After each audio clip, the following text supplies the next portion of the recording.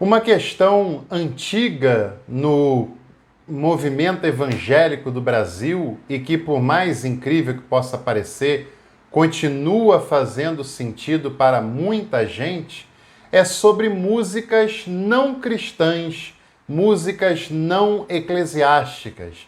Se é pecado ou não é pecado um cristão e uma cristã ouvir as chamadas músicas do mundo. O que você acha sobre esse tema? Qual é a sua opinião sobre isso? E essa é a pergunta certa, porque a Bíblia não fala nada a esse respeito. Então, o que a gente falar será opinião de quem é a favor, opinião de quem é contra. Mas antes de falar sobre isso, meu convite é que você seja membro desse canal e tem 2 pacotes para você escolher. O Café Essencial, R$ 7,99, que dá acesso a conteúdos exclusivos e descontos de 10% nos meus cursos. E o plano Café Colonial, R$ 14,99, também dá acesso a conteúdos exclusivos. O desconto nos cursos é de 20% e dá acesso a um grupo de estudos que se reúne mensalmente para estudar e pensar a teologia. E qualquer pessoa, independente do grau de instrução, pode fazer parte e será bem-vinda nesse grupo. Se você quiser, faça a sua inscrição como membro hoje mesmo, envie o seu contato para o endereço desse canal e você participará conosco da próxima reunião, tá bom? Sobre esse tema, eu queria também dizer que a minha palavra não tem a pretensão de ser palavra definitiva sobre esse ou qualquer outro assunto. A minha pretensão é de dar uma contribuição, de refletir sobre alguns assuntos, alguns elementos, baseado em algum conhecimento que eu tive a oportunidade de pensar também e de refletir e compartilhar com você que está nos assistindo. Algumas pessoas perguntam: o cristão pode ouvir música do mundo? Bom, essa expressão é horrível, porque todo tipo de música que nós ouvimos é música do mundo, é música deste mundo. De onde mais seria? De onde mais viria essas músicas, né? Se não é uma música deste mundo, seria música de onde? De qual lugar? Só pode ser música deste mundo, produzida por pessoas que vivem ou viveram neste mundo. Pessoas com talento, outras nem tanto. Pessoas que tinham alguns propósitos, outras nem tanto, apenas estavam compondo e fazendo alguma arte, que já é um propósito bastante interessante e enriquecedor para a humanidade. E também essa fala, música do mundo, é uma expressão preconceituosa e muito viciada pelo dualismo. Se você não sabe o que é dualismo, eu vou deixar um link aqui para você, um card, para você assistir alguns vídeos que eu fiz sobre essa temática, que vai lhe ajudar a entender muito bem isso. Quando nós fazemos uma distinção de música sagrada e música secular, música sagrada e música do mundo, nós estamos dizendo que a música considerada sagrada é superior e que as outras músicas são inferiores. Isso é preconceituoso e separatista, e elitista, e dualista, como eu disse anteriormente. É importante a gente pensar um pouco sobre as causas que levam boa parte do movimento evangélico no Brasil a achar que músicas não consideradas cristãs não devem ser ouvidas por pessoas cristãs. E, aliás, só no Brasil, em alguns segmentos puritanos de outros lugares, é que se tem essa mentalidade. Na grande parte dos cristãos do mundo inteiro, isso não é um problema, muito pelo contrário. O grande teólogo Karl Barth ouvia e escreveu, inclusive, livros sobre o Amadeus Mozart, que era o seu músico e o seu compositor preferido.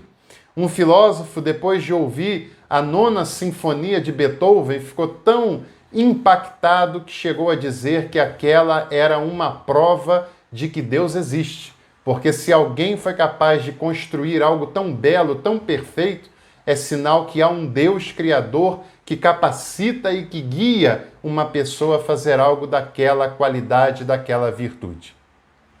A grande verdade é que esse ainda é um problema no Brasil, porque o cristianismo evangélico do Brasil é muito influenciado pelo puritanismo.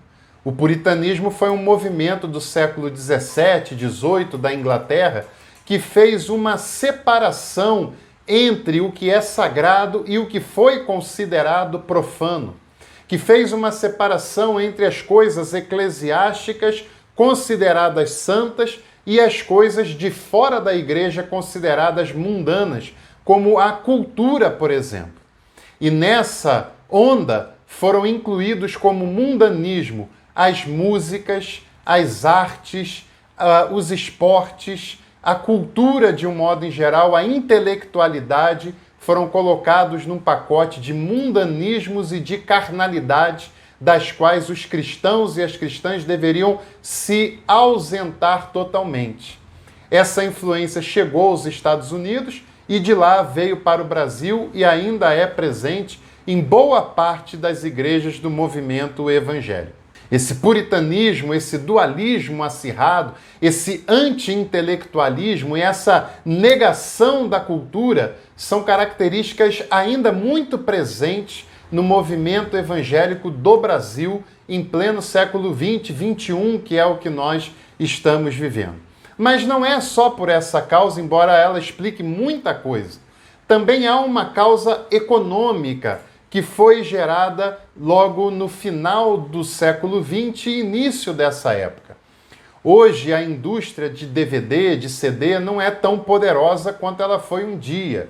Mas houve um tempo em que a vendagem de discos, a vendagem de CDs, era algo muito comum e muito vantajoso para quem queria ouvir música. E também foi nesse período que no meio evangélico brasileiro criou-se um poderoso mercado gospel, um poderoso mercado de música gospel. E diga-se de passagem, aqui não é uma crítica que eu faço a esse tipo de música, claro, muito pelo contrário, existem músicas muito boas, muito edificantes, de pessoas muito talentosas, só apenas estou constatando um fato de que houve um movimento mercadológico que começou a vender muito e a ganhar muito dinheiro com isso. E alguns, nem todos, mas alguns líderes ligados a esse mercado gospel enfatizaram a ideia de que cristãos não podiam ouvir outro tipo de música para assim também garantir um mercado consumidor, um grupo consumidor desse produto que estava sendo comercializado, e eu digo os CDs, os shows e eventos dessa natureza. Como eu disse, evidentemente, há muitas músicas consideradas evangélicas de boa qualidade, com conexão com o texto bíblico, que nos incentiva a nossa devoção a Deus, que nos leva à nossa espiritualidade, que nos conduz à espiritualidade e que também nos ajuda a compreender melhor o texto sagrado em si e a humanidade, e as relações humanas. Embora também há músicas consideradas evangélicas que são de péssima qualidade artística, musical e desconectadas com uma boa teologia e com a mensagem bíblica, em que ensinam exatamente o contrário e formam mentalidades distanciadas daquilo que Jesus quis ensinar. Olha, Jesus nos libertou, e ele nos libertou de fato, pois se, pois, o Filho vos libertar, verdadeiramente sereis livres. E não faz sentido Jesus nos libertar e as estruturas eclesiásticas nos aprisionar nos seus dogmas, nos seus costumes e nas suas formas unilaterais de compreender alguns elementos. O texto bíblico diz que todo dom perfeito é do Pai das luzes. Tiago fala sobre isso. E existem músicos no Brasil fantásticos, cantores excepcionais, cantoras, compositores, que escrevem músicas belíssimas, músicas consideradas não cristãs, que muitas vezes têm uma qualidade na letra que tem muito mais a ver com a mensagem cristã, com a mensagem de Jesus, do que muitas outras músicas consideradas gospel, consideradas evangélicas. E é claro que eu não estou generalizando nem um lado nem outro lado. Música, assim como cinema, assim como as esculturas, assim como o teatro, assim como a dança, são expressões artísticas. Expressões artísticas que foram e são até hoje muito combatidas pela mentalidade dualista. Por isso se negam a ouvir qualquer outro tipo de música que não seja considerada gospel. Por isso não tem nenhum apreço para as esculturas, rejeitam as danças, as expressões corporais artísticas que são consideradas carnalidades, rejeitam, por exemplo, a apreciação e a prática de atividades esportivas, rejeitam, inclusive, leituras de textos que não são apenas bíblicos ou relacionados a isso. E a cultura é algo que enriquece o homem. O homem e a mulher são enriquecidos pela cultura, pelas artes, pelas expressões artísticas, pela prática desportiva, que além de ser bom, é saudável também, não é? E é claro que o texto bíblico diz que tudo nos é lícito, embora nem tudo nos convenha. Se você conhecer uma música, seja ela do ritmo que for, do autor que for, que tiver um conteúdo que agride a sua fé, que agride a sua ética, é só você não ouvir aquela música. Você não é obrigado a aceitar e a querer e a gostar de todo tipo de música que apareça por aí, isso vale em qualquer situação. Se você ouve um conteúdo que não é algo que está em conformidade com a vida que você quer ter, você tem todo o direito de simplesmente deixar de lado essa música. Mas não é porque alguma música não está em conexão com a ética cristã, e tem muitas que não estão, que você precisa desprezar todas as outras. Porque tem músicas belíssimas, músicas ricas em todos os sentidos, que nos acrescentam, que nos fazem refletir, que nos fazem apreciar uma bela expressão artística que veio de um dom dado pelo Pai das Luzes, sem dúvida nenhuma. Várias músicas que têm conteúdos bíblicos, inclusive. E claro, para curtir uma música, um vídeo, para curtir um filme, nem sempre também tem que ter um ensinamento, às vezes pode ser só uma maneira de se distrair, de ter um bom lazer, que também é justificável. Se você acha que alguma música lhe agride, é só deixá-la de lado.